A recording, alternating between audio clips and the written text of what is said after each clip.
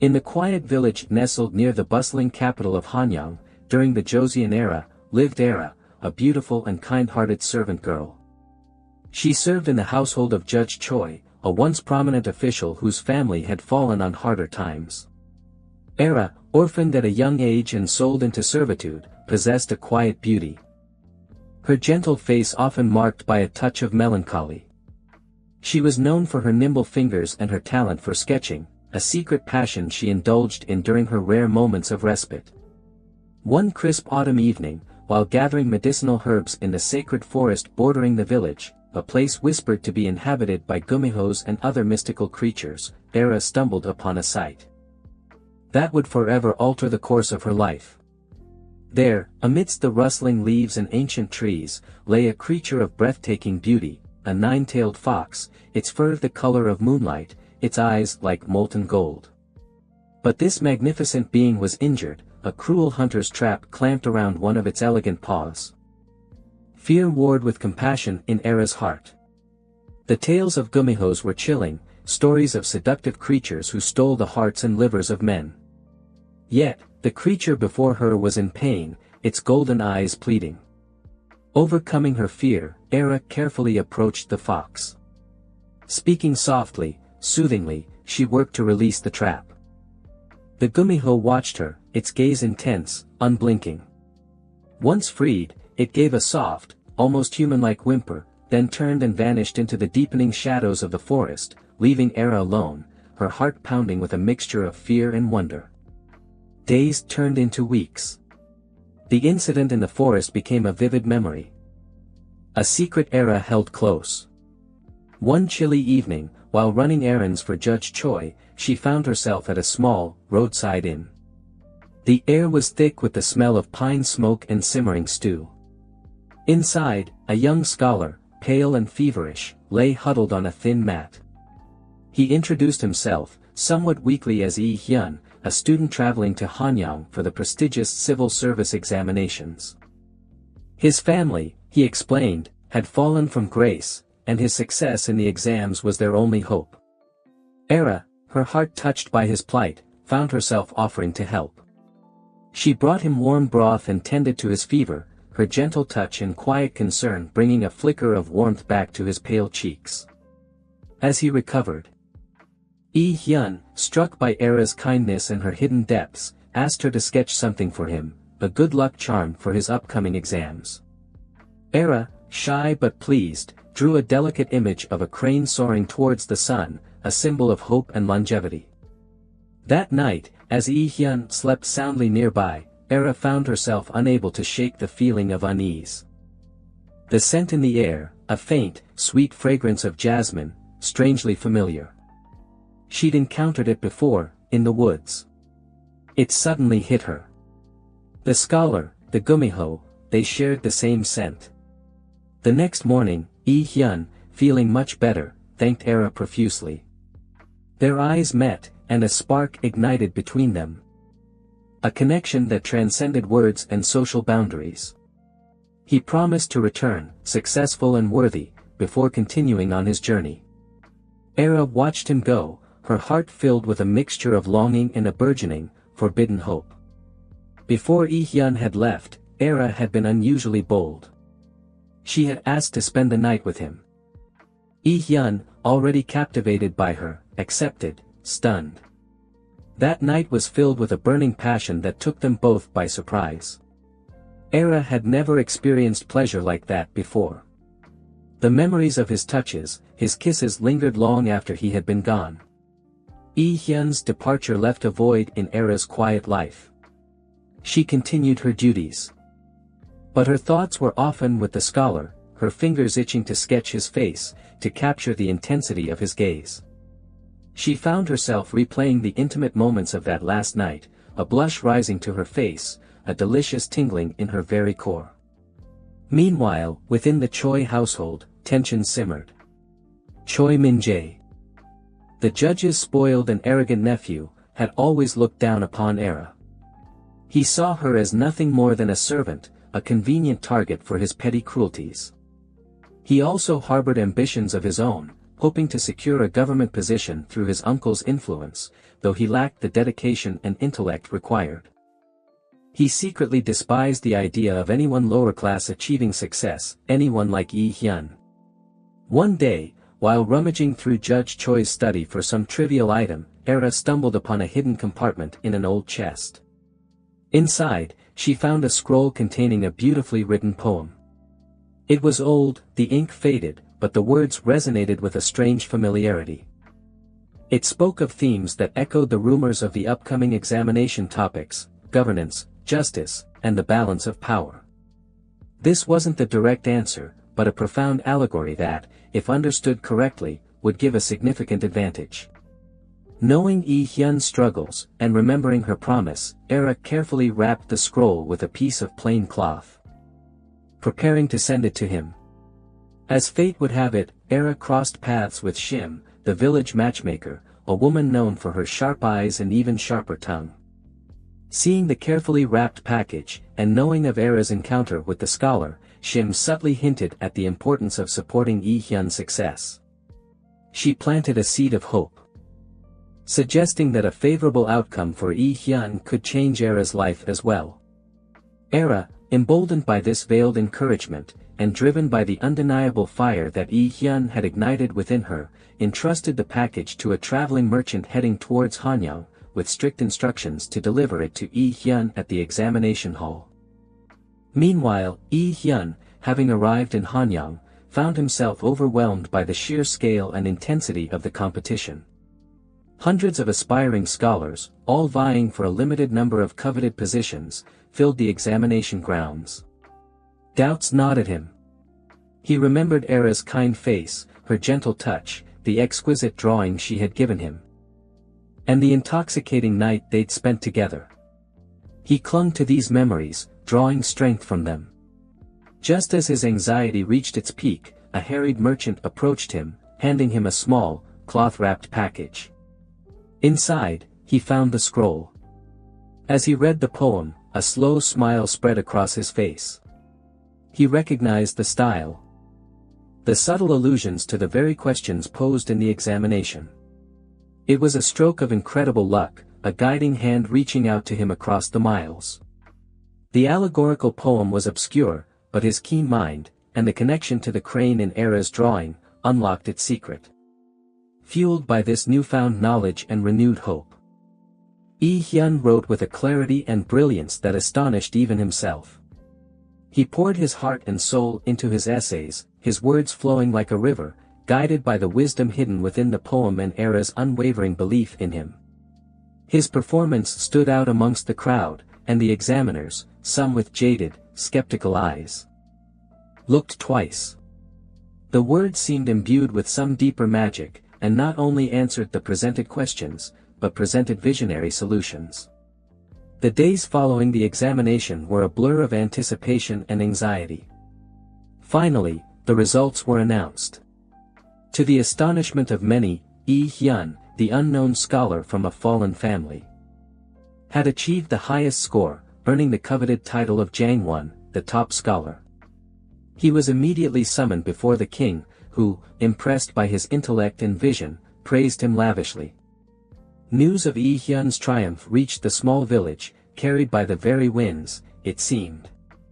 Min Jae, consumed by envy and rage, realized that the mysterious scroll Era had found must have been the key to Yi Hyun's success.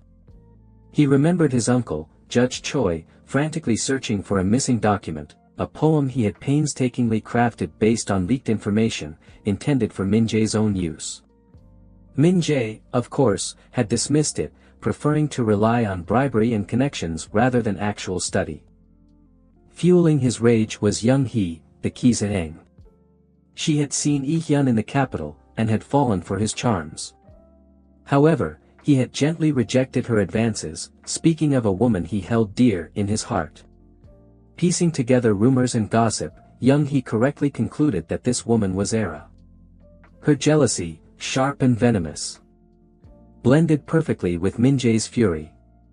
Confronting Era in the courtyard of Judge Choi's house, Min Jae, fueled by Young Hee's whispers, accused her of theft and treachery. "You stole the scroll," "You thieving wench," he shrieked, grabbing her roughly. "You gave it to that low-born scholar, ruining my chances. You'll pay for this." Judge Choi, hearing the commotion, rushed out. He was initially confused, but as Min Jae continued his tirade, the truth began to dawn on him. He remembered the missing poem, the one he had intended for his nephew, the one Min Jae had carelessly misplaced. He looked at Era, her face pale but her eyes defiant, and then at his nephew. His face contorted with rage. A deep shame washed over him. He realized the injustice of his own actions, his attempt to manipulate the system for his unworthy nephew. Just then, a figure appeared at the entrance of the courtyard. It was Lee Hyun, dressed in the robes of a newly appointed official, his bearing confident and dignified. He had returned, as he had promised, successful and ready to claim Era. "What is the meaning of this?" Lee Hyun asked, his voice calm but firm. He saw Era, held captive by Min Jae, her eyes filled with a mixture of fear and relief. Min Jae, momentarily stunned by Lee Hyun's appearance, stammered, This servant girl stole a valuable document. A poem that was meant for me. She gave it to you, allowing you to cheat your way to success." Lee Hyun stepped forward, his gaze unwavering. "The poem was found in this house, yes," he said, his voice resonating with authority. "But it was not stolen. It was given freely, by a woman of extraordinary kindness and intelligence." He looked at Era. His eyes softening. A woman who saw potential where others saw only servitude. A woman who deserves far more than she has been given. He then turned to Judge Choi, his voice tinged with sadness.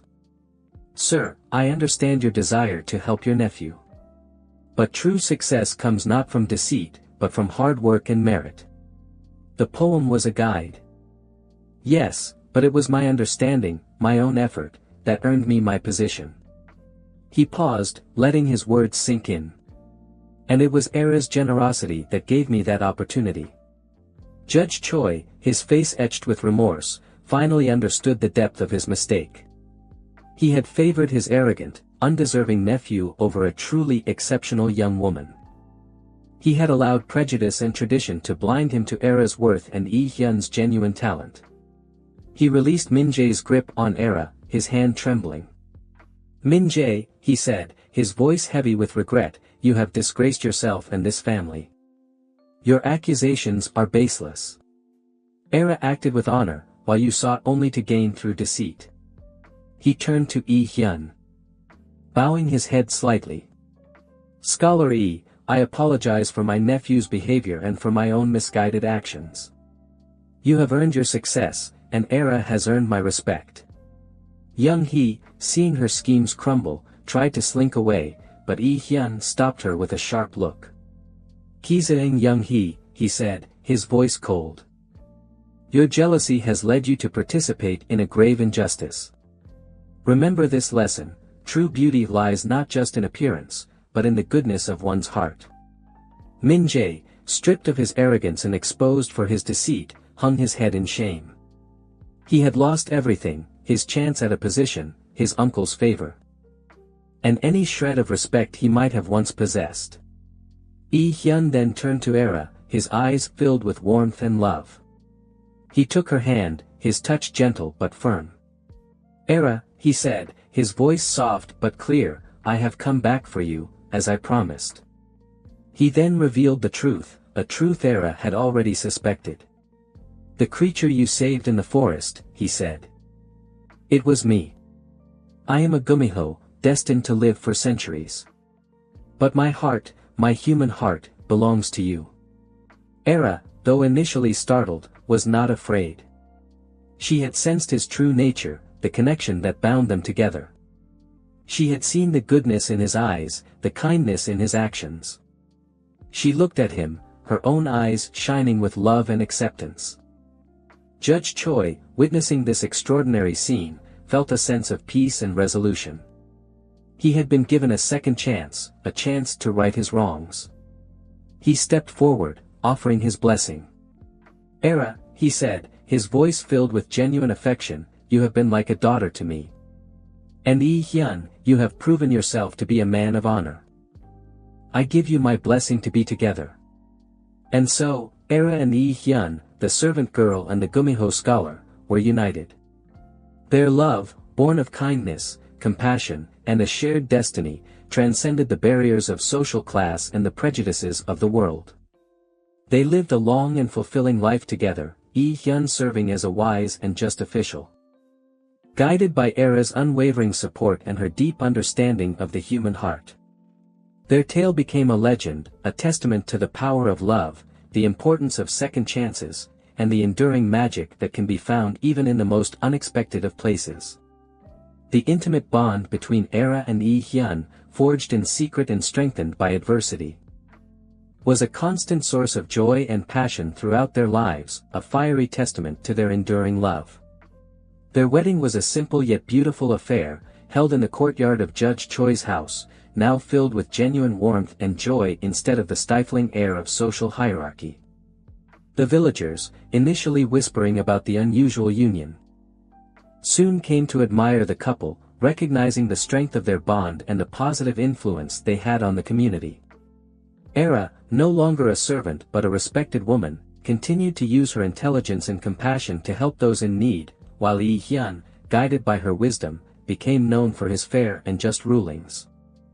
The years that followed were filled with both challenges and triumphs. Yi Hyun's position as a scholar official often required him to travel, and Era, though longing for his presence, supported him wholeheartedly, understanding the importance of his duty. Their reunions were always passionate, their love rekindled with each embrace. Each shared glance, each stolen moment of intimacy. The physical expression of their love remained a vital part of their relationship, a powerful connection that transcended the mundane and touched the mystical. Min Jae, humbled by his disgrace, eventually left the village, seeking to find his own path, free from the shadow of his past mistakes. Judge Choi, having learned a valuable lesson about judging others based on their character rather than their social standing, became a more compassionate and understanding leader. He treated his remaining household staff with respect, recognizing their worth and dignity. Young Hee, too, underwent a transformation. Witnessing the genuine love between Era and Yi Hyun, and realizing the futility of her jealousy, she gradually shed her bitterness. She began to use her talents as a kisang not to manipulate and deceive, but to bring joy and beauty to others. She even, in time, developed a respectful friendship with Era, acknowledging her rival's inner strength and grace. And so, the tale of Era and Yi Hyun became a story whispered throughout the generations. A reminder that love can blossom in the most unexpected places, that kindness can overcome adversity, and that even the most rigid social barriers can be broken by the power of a true and enduring connection. It served as proof that judging based on preconceived notions can prevent one from seeing the true value and magic that people hold.